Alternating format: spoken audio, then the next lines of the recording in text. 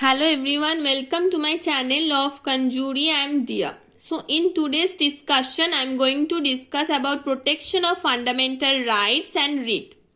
Mainly आज का जो टॉपिक है वो है आर्टिकल 32 एंड 26 के ऊपर. तो सबसे पहले हम ये समझते हैं कि रीट का एक्चुअल मीनिंग क्या होता है. देखिए, हमको डिफरेंट का राइट्स प्रोवाइडेड किया गया है कॉन्स्टिट्यूशन द्वारा. For example, right to education, right to dignity, right to life etcetera. तो जब तक हमारे राइट्स प्रोटेक्टेड नहीं होता है, हमारे राइट्स का कोई मतलब ही नहीं होता है.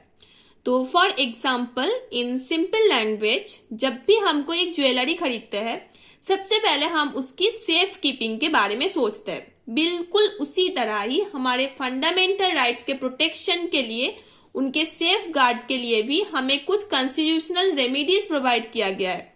फंडामेंटल राइट्स के प्रोटेक्शन के लिए कॉन्स्टिट्यूशन में मेनली 4 जगह बात की गई है. सबसे पहले आर्टिकल 13 जो कि जुडिशियल रिव्यू के बारे में बात करते हैं. नेक्स्ट आता है आर्टिकल 359 जो ये कहता है कि इमरजेंसी के अलावा बाकी कोई भी सिचुएशन में फंडामेंटल राइट्स की फंडामेंटल राइट्स को आप कार्टेल नहीं कर सकते.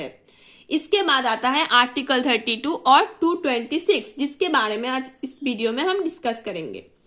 तो writ means when there is a violation of a fundamental right of an individual, he or she can approach the Supreme Court or the High Court for issuance of writ. Now this writ is issued by the High Court under Article 226 and by the Supreme Court under Article 32. Let's discuss Article 32 and 226. हमारे जो part 3 of the constitution है, जो fundamental rights को relate करता है, वो extend होता है आर्टिकल 12 से लेकर आर्टिकल 35 तक. इसका मतलब हमारा जो आर्टिकल 32 है, जो फंडामेंटल राइट्स के प्रोटेक्शन के बारे में बात करता है, वो खुद एक फंडामेंटल राइट है.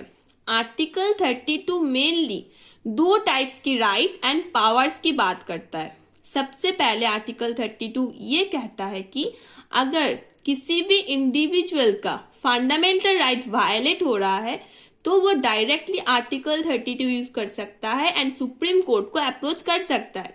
On the other hand, article 32 supreme court को ये पावर देता है कि सुप्रीम कोर्ट फंडामेंटल राइट्स को प्रोटेक्ट रखने के लिए 5 तरह के रिट्स को इशू कर सकता है.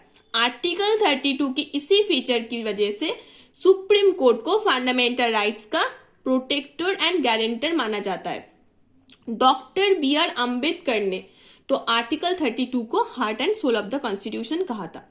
रीट इशू करने की जो पावर आर्टिकल 32 में प्रोवाइडेड है, एग्जैक्टली सेम पावर आर्टिकल 226 में भी प्रोवाइडेड किया गया है. तो इस आर्टिकल को यूज करके आप हाई कोर्ट को अप्रोच कर सकते हैं. तो इन 2 आर्टिकल्स के अंडर आपको ये पावर मिलता है कि अगर आपकी कोई फंडामेंटल राइट्स वायलेट हो रही है तो उनको प्रोटेक्ट करने के लिए आप कंट्री की हाईएस्ट कोर्ट को अप्रोच कर सकते हैं. और अपने राइट्स को प्रोटेक्ट करने के लिए पहले आप हाई कोर्ट जाए और फिर सुप्रीम कोर्ट जाए, ये नेसेसरी नहीं है. बट आप अगर डायरेक्टली सुप्रीम कोर्ट को अप्रोच करते हैं तो आपको ये बताना पड़ेगा कि आप हाई कोर्ट क्यों नहीं गए. तो आर्टिकल 32 एंड 226 दोनों ही रिट्स इशू कर सकते हैं, लेकिन इन दोनों में मेजर डिफरेंसेस है कुछ. तो आर्टिकल 32 के अंडर जो रिट्स इशू करने की पावर है वो सिर्फ और सिर्फ फंडामेंटल राइट्स को प्रोटेक्ट करता है. वही आर्टिकल 226 के अंडर फंडामेंटल राइट्स के साथ साथ फॉर एनी अदर पर्पस, जैसे कि एडमिनिस्ट्रेटिव ट्राइब्यूनल्स, इनके डिसीजन की अगेंस्ट भी आप रिट इशू कर सकते हैं. क्योंकि आर्टिकल 32 पार्ट 3 में फॉलो होता है, इसीलिए ये जो कॉन्स्टिट्यूशनल रेमेडी है ये एक फंडामेंटल राइट है. वही आर्टिकल 226 की जो रेमेडी है वो फंडामेंटल राइट नहीं है. तो रीट की डेफिनेशन क्या है?